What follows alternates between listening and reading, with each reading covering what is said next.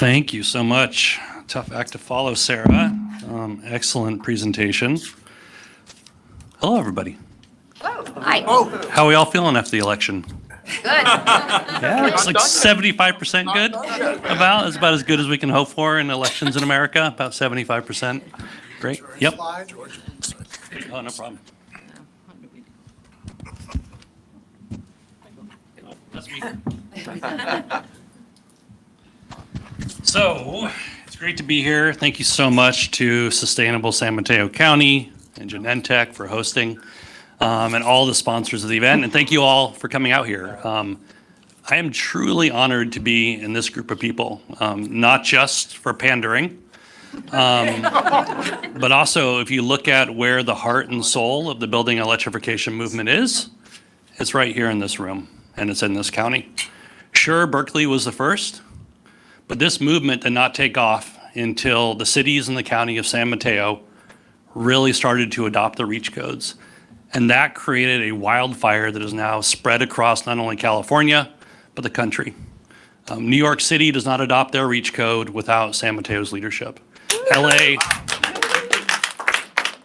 Los Angeles does not adopt theirs. They're about to adopt in Q1. San Diego will adopt in Q1 next year. All of that does not happen without the leadership of the cities and the advocates and the communities of San Mateo County. So it's truly an honor to be here with you because you all make sure I have a job. And the reality is that we do need leadership on this issue. We are now here at the first stage of really feeling on a regular basis the impacts of climate change. We are now at a point in our society here in California where we're celebrating it was only a mild fire season this year instead of an absolutely catastrophic one.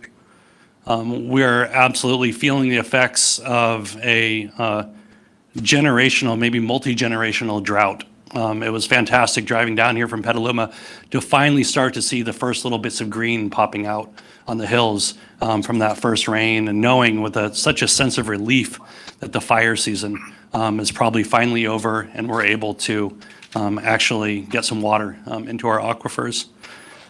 We just hosted Pete Buttigieg. I heard folks behind me talking about him down in San Diego, and he was there because he wanted to ride the train that's going to fall into the ocean soon, dealing with coastal erosion of our beautiful coast here in California, and he wanted to ride that train and understand the impacts that climate change are having on California's beautiful coast. So make no mistake, California is particularly vulnerable to climate change, and we're starting to feel some of those early impacts of it, and we need leadership on reducing emissions so that we can be avoiding those impacts on our communities here in California.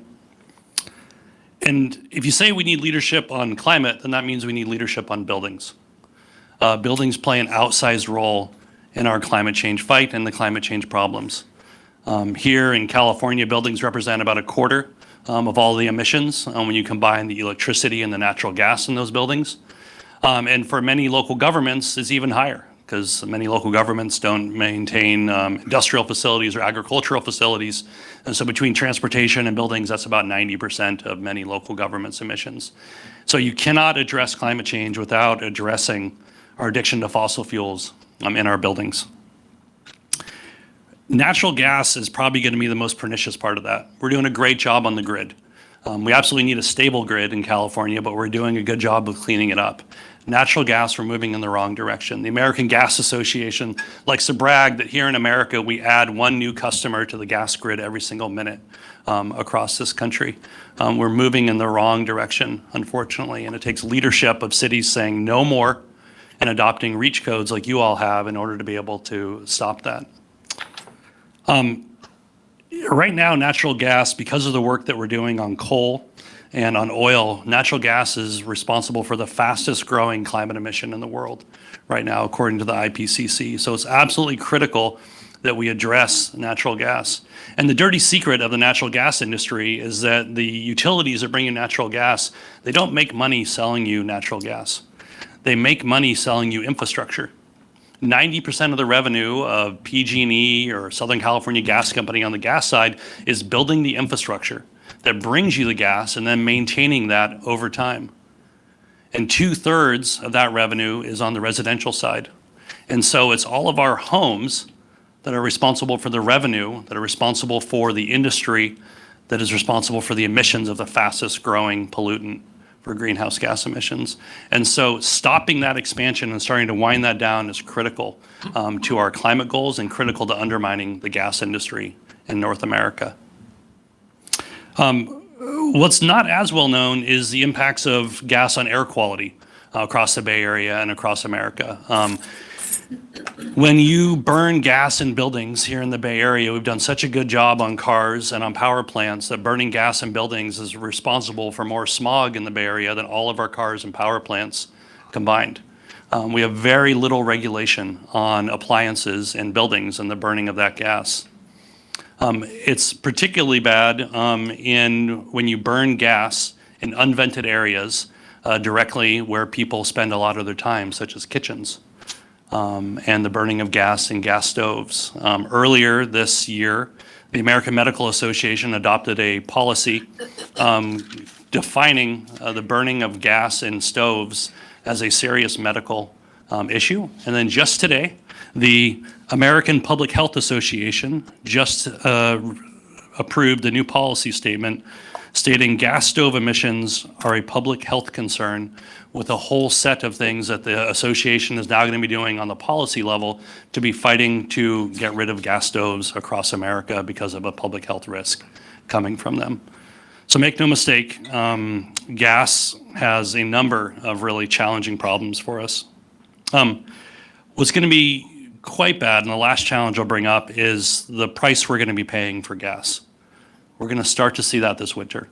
The crisis in Ukraine is exacerbating a global market. It makes very little difference that we happen to be the Saudi Arabia of natural gas here in North America.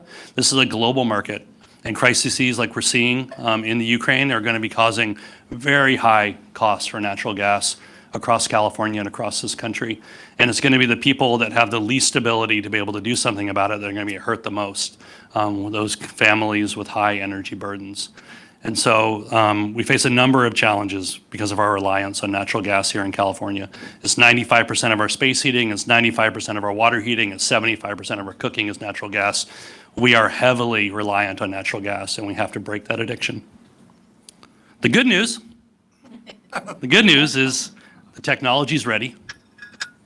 We have an existing workforce that's basically installing something just like what we need them to install.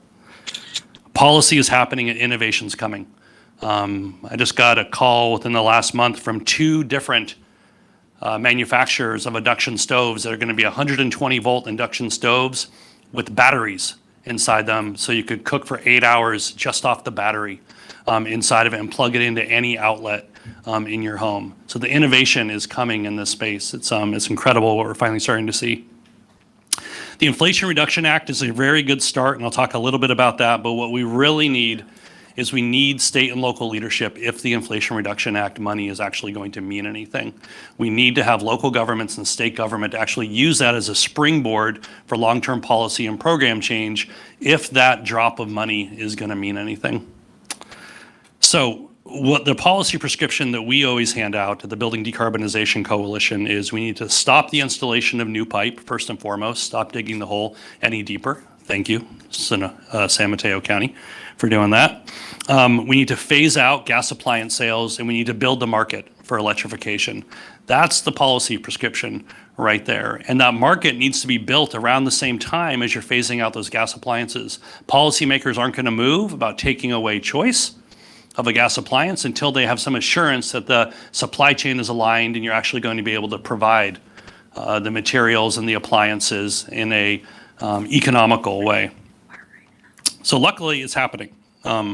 We are now approaching, probably before the end of the year, 100 cities across the United States that are going to be saying no more new gas in our communities. Just last week, the state of Washington became the first state in the country to say that they're only going to be allowing heat pumps for all space heating and water heating and all buildings, residential, commercial, multifamily, across the entire state. It's a model for all of the rest of us.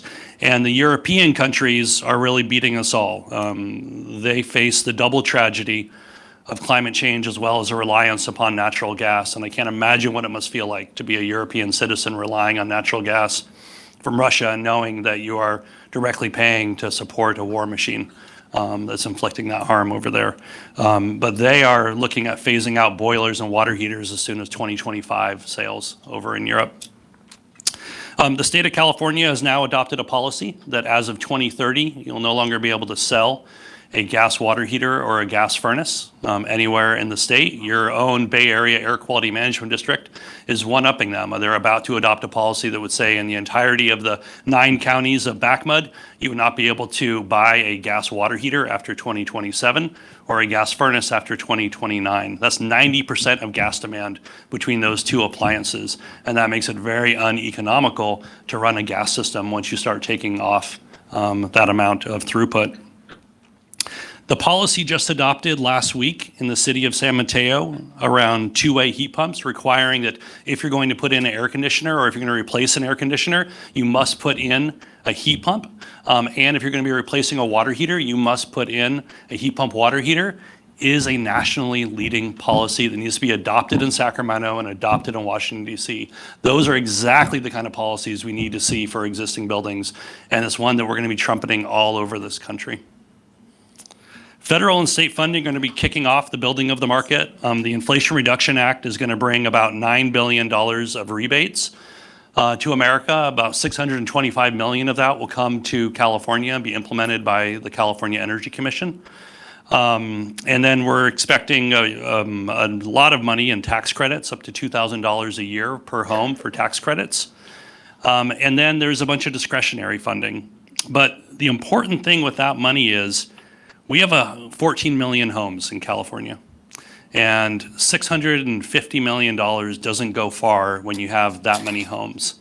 And so what's important is that we're going to have to leverage all the money that we're investing at the state and the local level with that in order to make it go much farther. And so last year, Governor Newsom and the legislature approved $1.4 billion in building decarbonization funds that are going to be rolling out probably in the next 18 months. And we need to make sure that we're marrying money like that to the federal IRA to make it easy for homeowners and contractors to be able to use those programs together. The combination of the tax credits and local programs like Bayren and the tech program are going to make heat pump water heaters practically free. I'm not going to say free, but practically free next year here in the Bay Area. And that's something that we need to promote like crazy. That's about 40% of your gas demand. And we should be promoting that technology like crazy all over the Bay Area because of leadership like Bayren that we have here. I'll end just talking about the two things we need to look out for and the future that we're going to try to create. The big danger with building electrification is the risk of leaving people behind. If we start to get people off of the gas grid and reduce throughput to the gas grid, that still leaves that entire gas grid and investments that we had to be paid off. And if there's less people to pay off that gas grid, then you need to raise rates on the people that are still on that gas grid. And so we all have a moral imperative. Those of us that push building electrification policies for all the right reasons, we have a moral imperative once we know this to do something about those communities and make sure that those communities are at the front of the line in this transition. The other major danger is workers. Our gas workers have great jobs, fantastic jobs, high-paying jobs, the kind of jobs I think that we all agree that people should have a right to. Good pensions, good pay, they can raise families, good middle-class jobs. And the loss of those gas jobs will cause significant impacts on those families and those communities where they're heavily in there.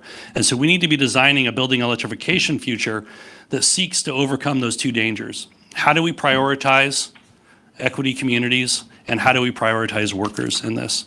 And so I think we're starting to see the first real stages of that. And it's something called zonal electrification or neighborhood scale electrification. The very first model of this is happening right now. PG&E has put a proposal into the California Public Utilities Commission around completely electrifying CSU Monterey Bay. 625 facilities on that campus. There's one large gas pipe that goes out to that campus. It's up for renewal because it's an old pipe with in bad condition. They've done the analysis, PG&E has, and they figured out that it's actually going to be cheaper to electrify those 625 buildings than to replace that pipe. It's going to be good for ratepayers to electrify rather than replace that pipe, and they proposed that to the PUC. PG&E says they have hundreds more projects across their territory, probably many of them in the communities you live in, that they are ready to go. As soon as the PUC approves that, they're going to put in a mega application with a bunch more of those. And so what does that mean? That means good union jobs, paying high wages, good installations, all permitted. The dirty secret of all of our HVAC and plumbing work, all permitted, good work. Going to put in all of our electrification. And isn't that the foundation of the future that we want to create with electrification? Because that's what the release of indicators report should be about. An indicator report is a reflection about what's happening in your community right now. An indicator report is a moment to take reflection about what we want to do with this information and where do we want to go. And so here in the heart of the building electrification movement, the folks that really started this fire, we need to ask ourselves which way do we want to go and what kind of future do we want to support for building electrification? Do we want to support a low road approach, which is based off of our current market conditions of low wages, low tech, no permitting? Or do we want to be really supporting a future that is a high road building electrification future of good pay, good jobs, focusing on the most vulnerable communities first so we can all move off of the gas grid together? San Mateo has led us the right way so far. And so my question is, can you all help lead us down this high road again? Thank you for your time and thank you for your leadership.